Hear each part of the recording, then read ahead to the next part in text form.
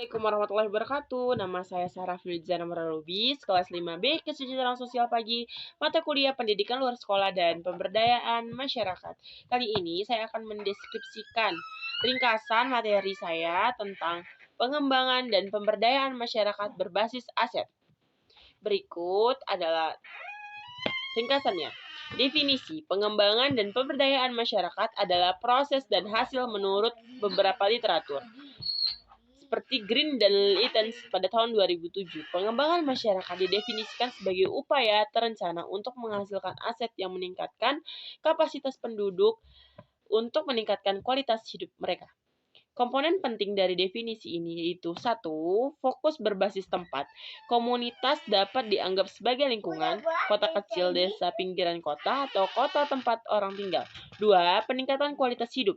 Setiap komunitas harus menentukan indikator agar dapat memantau dari apakah terjadi perbaikan atau tidak. Aset adalah persediaan kekayaan dalam rumah tangga atau unit lain. Pada tahun 1991, Sheridan berpendapat aset adalah kualitas orang atau benda yang berguna atau berharga.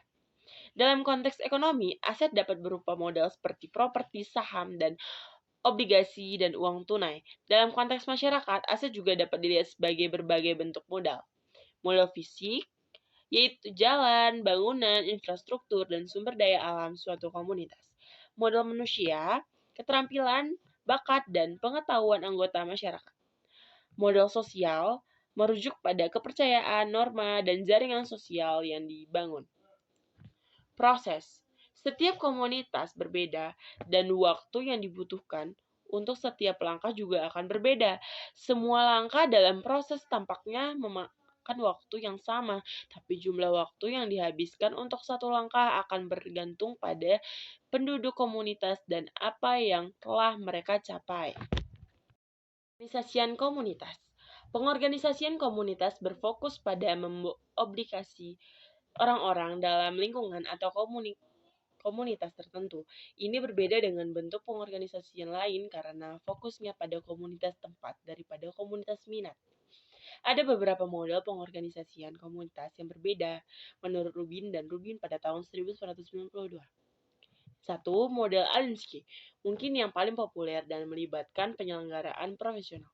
Kedua, model Boston, menghubungi klien kesejahteraan secara individu di tempat tinggal mereka dan sangat bergantung pada daya tarik untuk kepentingan pribadi setiap orang. Visioning adalah salah satu metode di antara banyak seperti pencarian masa depan untuk membangun pandangan jangka panjang dari sebuah komunitas. Perencanaan. Survei komunitas akan memungkinkan berbagai organisasi dalam komunitas untuk 1.